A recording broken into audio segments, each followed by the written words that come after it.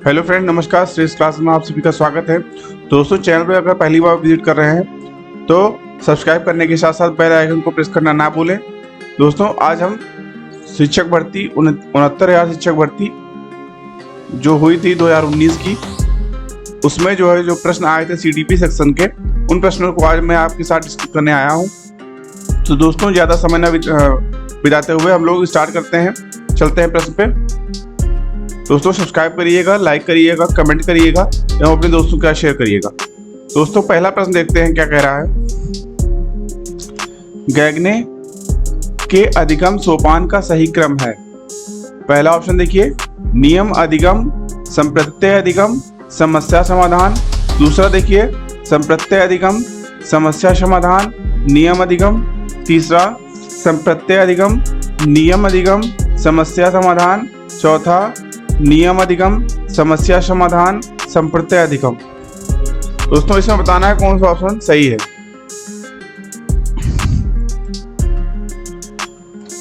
बताइए दोस्तों।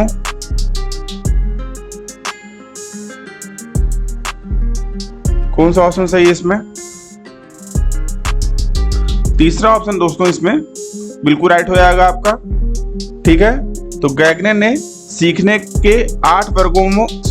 को 8 वर्गों में वर्गीकृत करते हुए एक अधिगम सोपान के रूप में इसे प्रस्तुत किया, जिसमें दोस्तों ये आपका नीचे से लेकर ऊपर के क्रम में आता है।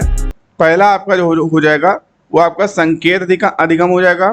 दूसरा आपका उद्दीपक अनुक्रिया अधिगम। तीसरा आपका श्रृंखला अधिगम। चौथा आपका शाब्दिक अधिगम। पांचवा आपका बहुविभेद अधिगम। छठा आपका संप्रत्यय अधिगम। सातवां आपका नियम अधिगम और आठवां आपका समस्या समाधान अधिगम। ठीक है दोस्तों, तो कौन सा ऑप्शन इसमें राइट हो जाएगा आपका। तीसरा ऑप्शन आपका बिल्कुल राइट हो जाएगा। ठीक है, सही क्रम इसका यही है। ठीक है, चलते हैं नेक्स्ट क्वेश्चन पे। दूसरा क्वेश्चन देखिए, उसने क्या करा है। सृजनात्मक समस्या समाधान की वह अवस्था जिसमें व्यक्ति समस्या पर ध्यान नहीं देता। ठीक है, पहला ऑप्शन अनुवादन, दूसरा प्रदीप्ति, तीसरा उद्भवन, चौथा आयोजन। बताना दोस्तों इसमें कौन सा ऑप्शन सही है।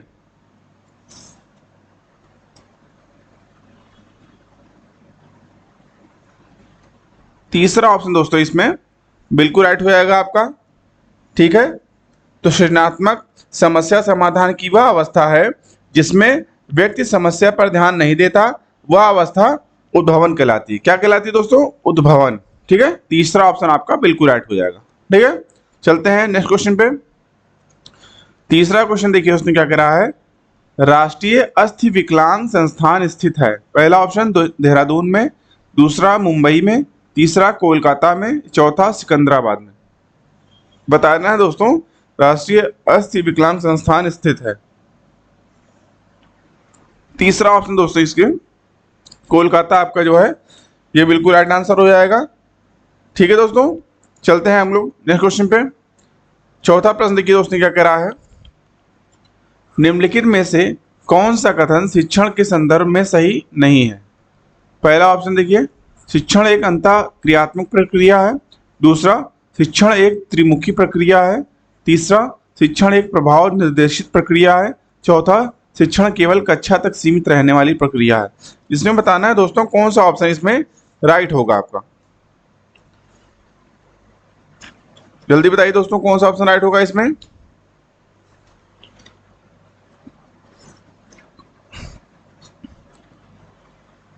बताइए दोस्तों। ये दोस्तों इसमें बताना है कि शिक्षण के संदर्भ में सही नहीं है। इसमें कौन सा ऑप्शन सही नहीं बताना है। ठीक है, तो इसमें जो है चौथा ऑप्शन आपका शिक्षण केवल कक्षा तक सीमित रहने वाली प्रक्रिया है, यह ऑप्शन जो है आपका गलत है। जहां भी दोस्तों आप देखें कि ऑप्शन में केवल शब्द का प्रयोग किया जा रहा है, उसमें आप मान के चलिए 99% आपका जो है वो आंसर जो है वो ऑप्शन आपका गलत होगा। ठीक है, तो चौथा ऑप्शन इसमें राइट हो जाएगा आपका। चलते हैं हम लोग नेक्स्ट क्वेश्चन पे। पांचवा क्वेश्चन देखिए, उसने क्या करा है। प्राथमिक विद्यालयों में मिड डे मील कार्यक्रम प्रारंभ करने का प्रमुख कारण है। पहला ऑप्शन समाज विस्तार करना, दूसरा रोजगार वृद्धि करना, तीसरा नामांकन संख्या बढ़ाना, चौथा अध्यापकों का विकास करना। बताना है दोस्तों इसमें कौन सा ऑप्शन सही है। तीसरा ऑप्शन दोस्तों इसमें नामांकन संख्या बढ़ाना, ये आपका बिल्कुल राइट आंसर हो जाएगा। ठीक है। प्राथमिक विद्यालयों में मिड डे मील कार्यक्रम का प्रारंभ दोस्तों 15 अगस्त 1955 15 अगस्त 1955 को हुआ, जिसमें मुख्य उद्देश्य इसके थे विद्यालयों में नामांकन की संख्या बढ़ाना, बच्चों के पोषण स्तर में सुधार करना एवं ग्रीष्म अवकाश के दौरान अकाल पीड़ित क्षेत्रों में प्रारंभिक स्तर के बच्चों को पोषण संबंधी सहायता प्रदान करना। ठीक है। तो तीसरा ऑप्शन आपका बिल्कुल राइट आंसर हो जाएगा। ठीक है। चलते हैं हम लोग अगले प्रश्न पे। छठा क्वेश्चन देखिए उसने क्या कह रहा है। उद्दीपन अनुक्रिया सिद्धांत का प्रतिपादन किसने किया। पहला ऑप्शन देखिए दोस्तों पावलोव, दूसरा थॉर्नडाइक, तीसरा स्किनर, चौथा कोहलर। बताना है दोस्तों उद्दीपन अनुक्रिया सिद्धांत का प्रतिपादन किसने किया।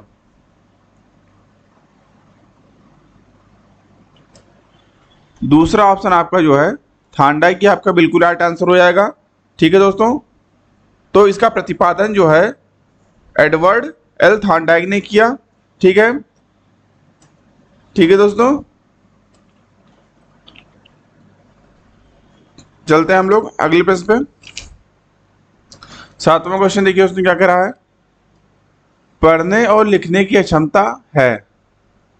पहला ऑप्शन ऑटिज्म, दूसरा डिसलेक्सिया, तीसरा डिस्प्रेक्सिया, चौथा एप्रेक्सिया।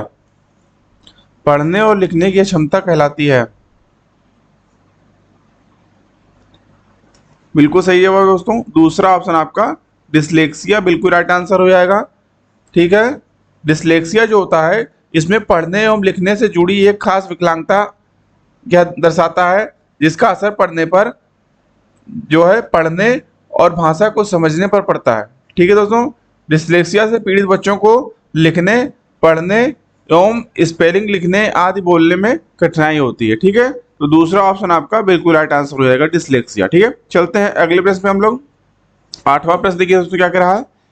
किसने कहा नवाचार एक ऐसा विचार है जिसमें व्यक्ति नवीनता का अनुभव करता है। पहला ऑप्शन H.G. बर्नेट, दूसरा E.M. रोजर्स, तीसरा M.B. माइल्स, चौथा एलन। बताना है दोस्तों किसने कहा नवाचार एक ऐसा विचार है जिसमें व्यक्ति नवीनता का अनुभव करता है। बताइए दोस्तों कौन सा ऑप्शन राइट होगा इसमें। दूसरा ऑप्शन E.M. रोजर्स बिल्कुल राइट आंसर हो जाएगा। ठीक है दोस्तों। तो E.M. रोजर्स जी ने नवाचार एक ऐसा विचार है जिसमें व्यक्ति नवीनता का अनुभव करता है, यह इन्होंने ही कहा था। ठीक है। चलते हैं हम लोग अगले प्रश्न पे। नाइन्थ क्वेश्चन देखिए उसने क्या करा है। भारतीय शिक्षा के इतिहास में सर्वप्रथम किस समिति ने अपव्यय एवं अवरोधन पर विचार किया। पहला ऑप्शन हार्टोग समिति, दूसरा यशपाल समिति, तीसरा मेहता समिति, चौथा जाकिर हुसैन समिति। बताना दोस्तों कौन सा ऑप्शन इसमें राइट होगा। पहला ऑप्शन दोस्तों हार्टोग समिति इसमें बिल्कुल राइट आंसर हो जाएगा। ठीक है। ठीक है दोस्तों। हार्टोग समिति इसमें बिल्कुल राइट आंसर हो जाएगा। चलते हैं हम लोग अगले प्रश्न पे। 10th क्वेश्चन देखिए उसने क्या करा है। परम शून्य सिद्धांत स्थित होती है, परम शून्य स्थित होती है। पहला ऑप्शन नामित स्केल में, दूसरा अंतरित स्केल में, तीसरा क्रमित स्केल में, चौथा आनुपातिक स्केल में। बताना है दोस्तों परम शून्य स्थित होती है। चौथा ऑप्शन दोस्तों आनुपातिक स्केल इसमें बिल्कुल राइट आंसर हो जाएगा। ठीक है। आनुपातिक स्केल में अंतरिम स्केल के सभी गुणों के साथ साथ परम शून्य एवं वास्तविक शून्य की संकल्पना निहित रहती है। परम शून्य वह स्थिति होती है जिस पर कोई गुण पूर्ण रूपेण अस्तित्व विहीन हो जाता है, जैसे लंबाई, दूरी या भार मापन अनुपातिक मापन है। ठीक है दोस्तों, तो आपका चौथा ऑप्शन इसमें आनुपातिक स्केल बिल्कुल राइट आंसर हो जाएगा। चलते हैं अगले प्रश्न में हम लोग। 11वां क्वेश्चन देखिए उसने क्या कह रहा है। पाठ प्रस्तावना कौशल का मुख्य संघटक है। पहला पूर्व ज्ञान, दूसरा व्याख्यान, तीसरा श्यामपट्ट लेखन, चौथा गृह कार्य। बताना है दोस्तों पाठ प्रस्तावना कौशल का मुख्य संघटक है। बताइए दोस्तों कौन सा होगा राइट आंसर इसमें। बिल्कुल सही जवाब, पहला ऑप्शन पूर्व ज्ञान आपका बिल्कुल राइट आंसर हो जाएगा। ठीक है दोस्तों, पाठ प्रस्तावना कौशल के मुख्य संगठन निम्न है दोस्तों, जिसमें आपका पहला पूर्व ज्ञान से संबंध है, दूसरा प्रेरणा हेतु उपयुक्त युक्त व शैक्षिक साधनों का चयन है, तीसरा आंत ज्ञान से तुलना है, चौथा प्रश्नों में तारतम्यता है और पांचवा उद्दीपन प्रभाव है। ठीक है, तो पहला ऑप्शन आपका पूर्व ज्ञान बिल्कुल राइट आंसर हो जाएगा। चलते हैं अगले प्रश्न पे। 12वां क्वेश्चन देखिए उसने क्या करा है। NCERT द्वारा राष्ट्रीय पाठ्यचर्या की रूपरेखा कब प्रस्तुत की गई। पहला 1986, दूसरा 1992, तीसरा 2005, चौथा 2009। बताना है दोस्तों NCERT द्वारा राष्ट्रीय पाठ्यचर्या की रूपरेखा का कब प्रस्तुत की गई, जल्दी बताइए। बिल्कुल सही जवाब, तीसरा ऑप्शन आपका 2005 बिल्कुल राइट आंसर हो जाएगा। ठीक है दोस्तों, तो 2005 में दोस्तों राष्ट्रीय पाठ्यचर्या की रूपरेखा NCERT द्वारा ये प्रस्तुत की गई। ठीक है, इनके जो है मार्गदर्शी सिद्धांतों में निम्न चीज जान लेते हैं, जिसमें आपका पढ़ाई को रटंत प्रणाली से मुक्त किया जाना ये है, दूसरा ज्ञान को स्कूल के बाहरी जीवन से जोड़ा जाए, तीसरा कक्षा कक्ष को गतिविधियों से जोड़ा जाए, चौथा पाठ्यचर्या पाठ्यपुस्तक केंद्रित ना होकर बाल केंद्रित हो, और पांचवा जो है राष्ट्रीय मूल्यों के प्रति आस्थावान विद्यार्थी तैयार हों, ये इनका मानना था। ठीक है, चलते हैं हम लोग अगले प्रश्न पे। 13वां क्वेश्चन देखिए उसने क्या करा है।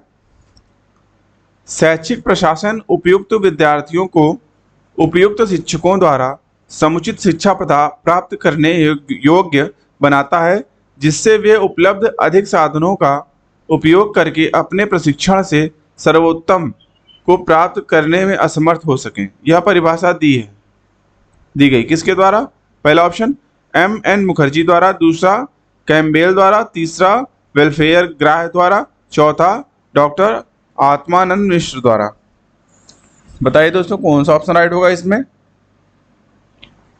तीसरा ऑप्शन दोस्तों इसमें वेलफेयर ग्राह द्वारा, ये आपका बिल्कुल राइट आंसर हो जाएगा। ठीक है दोस्तों, तीसरा ऑप्शन इसमें राइट हो जाएगा। ठीक है, चलते हैं अगले प्रश्न में हम लोग। 14वां क्वेश्चन देखिए उसने क्या कह रहा है। भारतीय पुनर्वास परिषद की स्थापना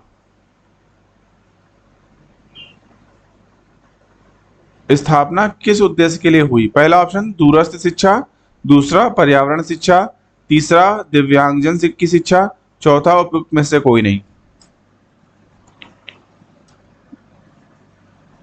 बताना दोस्तों भारतीय पुनर्वास परिषद की स्थापना किस उद्देश्य के लिए हुई।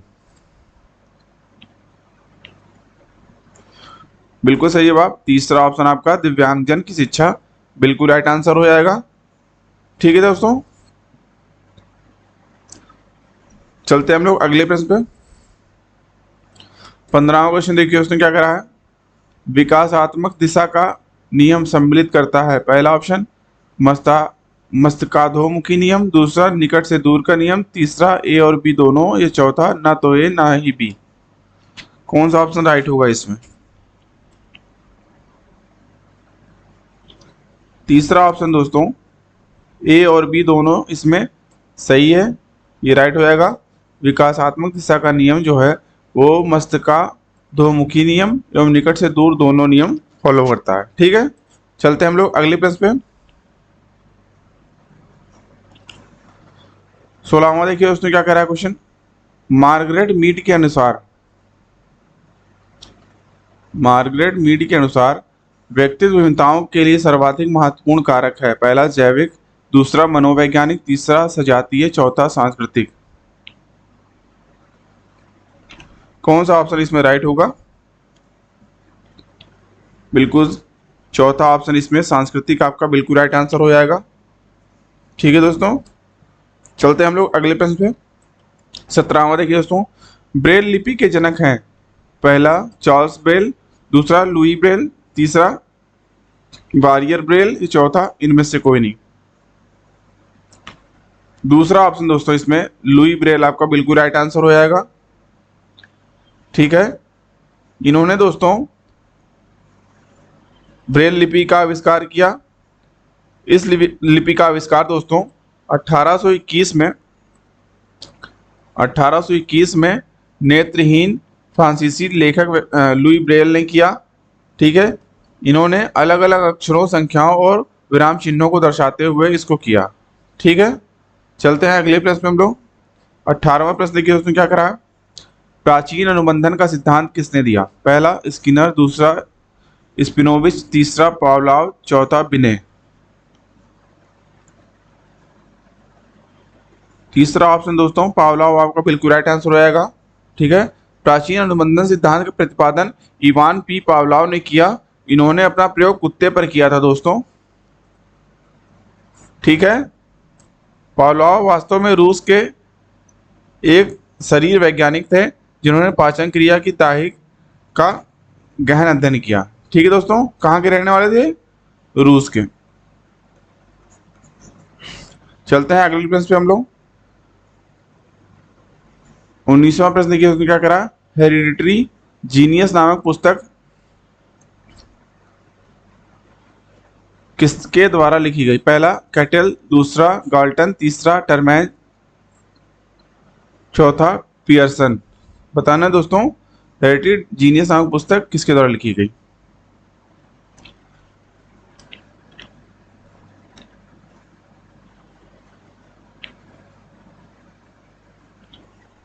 दूसरा ऑप्शन आपका दोस्तों गाल्टन बिल्कुल राइट आंसर हो जाएगा। ठीक है दोस्तों, हेरिडिटरी जीनियस नामक पुस्तक फ्रांसिस गाल्टन द्वारा लिखी गई। फ्रांसिस गाल्टन जीव सांख्यिकी के संस्थापक माने जाते हैं। फ्रांसिस गाल्टन यह जानना चाहते थे कि पिता से पुत्र में और फिर पौत्र में इसी भांति पीढ़ी दर पीढ़ी किसी गुण विशेष का संचरण किस प्रकार होता है। उन्होंने 2 नियमों का प्रतिपादन किया दोस्तों। पहला वंश अवनति का नियम और दूसरा पैतृक वंशानुक्रमण का नियम। ठीक है, समझ में आई बात? तो दूसरा ऑप्शन आपका गाल्टन इसमें बिल्कुल राइट आंसर हो जाएगा। हेरिडिटरी जीनियस नामक पुस्तक गाल्टन द्वारा लिखी गई। चलते हैं अगले प्रश्न हम लोग। निम्नलिखित में से कौन सा कारक बालक के विकास को प्रभावित करता है? पहला अंतःस्रावी ग्रंथियां, दूसरा पौष्टिक भोजन, तीसरा रोग तथा चोट, चौथा उपयुक्त सभी। चौथा ऑप्शन दोस्तों उपयुक्त सभी आपका बिल्कुल राइट आंसर हो जाएगा। ठीक है, ये सभी चीजें जो है बालक के विकास को प्रभावित करती हैं।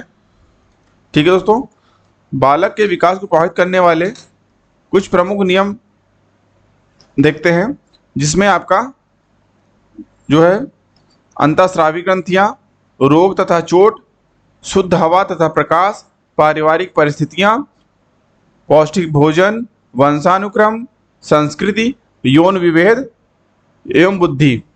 ठीक है, आदि ये सभी चीजें बालक के विकास को प्रभावित करती हैं। तो आज के लिए दोस्तों इतना ही। आपको वीडियो लेक्चर कैसा लगा? वीडियो लेक्चर अच्छा लगा दोस्तों तो हमारे चैनल को सब्सक्राइब करें, लाइक करें एवं कोई क्वेरी हो तो आप कमेंट बॉक्स में अपने क्वेश्चन कर सकते हैं और अपने ज़्यादा से ज़्यादा दोस्तों के साथ इसको शेयर करें। ठीक है, वीडियो को देखने के लिए आप सभी भाइयों बहनों का बहुत बहुत धन्यवाद। आज के लिए इतना ही, मिलते हैं नेक्स्ट वीडियो में, तब तक के लिए धन्यवाद। जय हिंद।